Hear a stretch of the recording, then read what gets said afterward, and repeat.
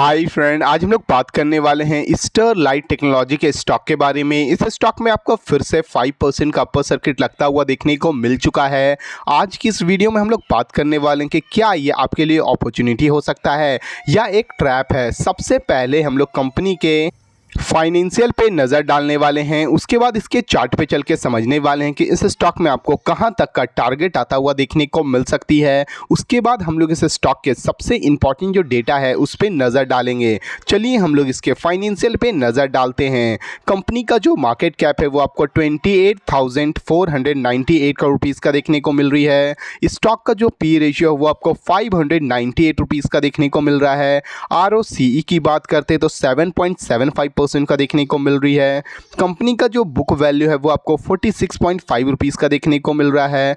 ROE की बात करते हैं तो 2.24% का देखने को मिल रही है। और कंपनी का जो फेस वैल्यू है वो आपको 2 रुपीज़ में देखने को मिल रहा है। अगर हम लोग इस कंपनी के क्वार्टरली रिजल्ट्स पे नज़र डालते हैं तो आप देख सकते हो कंपनी का जो सेल्स आपको दिसंबर 2025 में 1257 करोड़ रुपीज़ का था, वहीं मार्च 2026 में आपको ये बढ़ के 1441 करोड़ रुपीज़ का होता हुआ देखने को मिल रही है।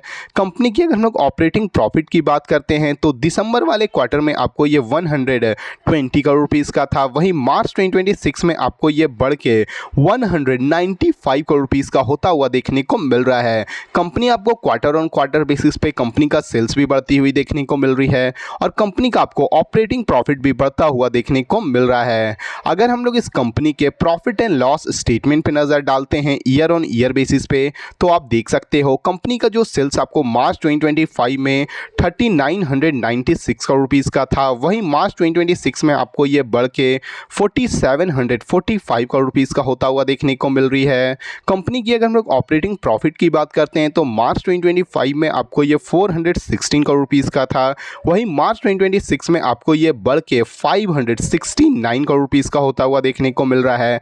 कंपनी का जो प्रॉफिट एंड लॉस है वो आपको ईयर ऑन ईयर बेसिस पे कंपनी का सेल्स भी बढ़ती हुई देखने को मिल रही है और कंपनी का आपको ऑपरेटिंग प्रॉफिट भी बढ़ता हुआ देखने को मिल रहा है, जो इस कंपनी के लिए काफ़ी बड़ी पॉजिटिव न्यूज़ मानी जा सकती है। अगर हम लोग इस कंपनी के अगर बैलेंस शीट पे नज़र डालते हैं तो आप देख सकते हो कंपनी का जो इक्विटी कैपिटल है वो आपको मार्च 2025 और मार्च 2026 में आपको स्टेबल देखने को मिल रही है 98 करोड़ रुपीज़ की। वहीं पे कंपनी की अगर हम लोग रिजर्व्स की बात करते हैं तो मार्च 2025 में आपको ये 1892 करोड़ रुपीज़ का था, वहीं मार्च 2026 में आपको ये बढ़ के 2170 करोड़ रुपीज़ का होता हुआ देखने को मिल रही है। कंपनी की अगर हम लोग बोरोइंग की बात करते हैं तो मार्च 2025 में आपको ये 1926 करोड़ रुपीज़ का था, वहीं मार्च 2026 में आपको इसमें माइनर एक जंप आता हुआ देखने को मिला है जो बढ़ के आपको 1942 करोड़ रुपीज़ का होता हुआ देखने को मिल रही है। किसी भी कंपनी का जो बोरिंग है, जो कर्ज है वो बढ़ती है तो कंपनी के लिए नेगेटिव न्यूज़ मानी जाती है, वहीं पे किसी भी कंपनी का जो रिजर्व बढ़ता है वो कंपनी के लिए काफ़ी बड़ी पॉजिटिव न्यूज़ मानी जाती है।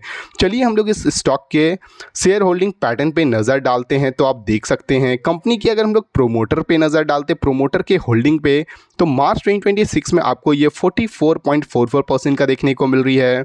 फॉरेन इन्वेस्टर की अगर हम लोग बात करते हैं तो 11.47% का देखने को मिल रहा है।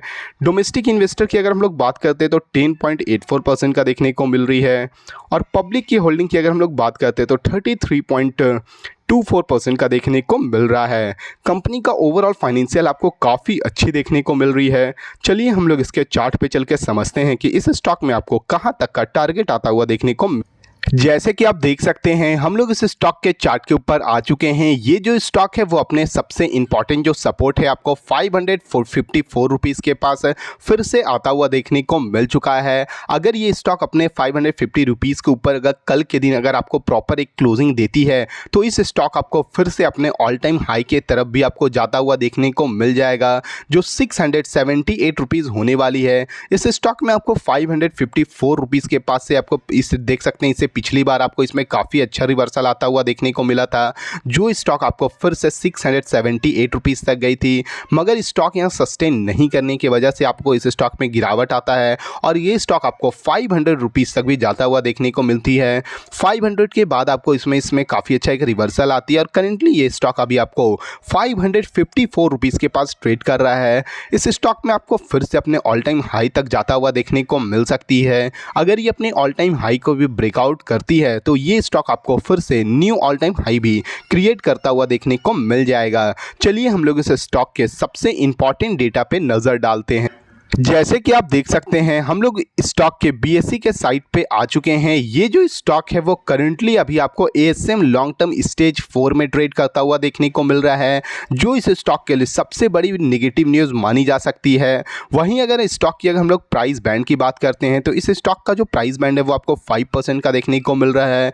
मतलब इस स्टॉक में आपको 5% का आपको अपर सर्किट भी लगता हुआ देखने को मिल सकती है और 5% का आपको लोअर सर्किट भी लगता हुआ देखने को मिल सकती है। अगर इस स्टॉक की अगर हम लोग आज की अगर वॉल्यूम पे नज़र डालते हैं तो आप देख सकते हो 9 जुलाई के अकॉर्डिंग इस स्टॉक में आज के दिन आपको 2,30,899 क्वांटिटी ट्रेड होता हुआ देखने को मिली है, जो कि पूरी की पूरी आपको 100% इस स्टॉक में डिलीवरी आता हुआ देखने को मिला है। ये जो वीडियो है वो केवल एजुकेशन पर्पज़ के लिए है। अगर आप इस स्टॉक में इन्वेस्ट करना चाहते हैं तो बिल्कुल कर सकते हो, क्योंकि ये स्टॉक आपको शॉर्ट टर्म और लॉन्ग टर्म में काफ़ी अच्छा रिटर्न भी बनाता हुआ देखने को मिल जाएगी। अगर आपको इस वीडियो से थोड़ी भी वैल्यूएबल इंफॉर्मेशन मिली हो तो प्लीज़ वीडियो को लाइक और चैनल को सब्सक्राइब करना ना भूलें। Thank you.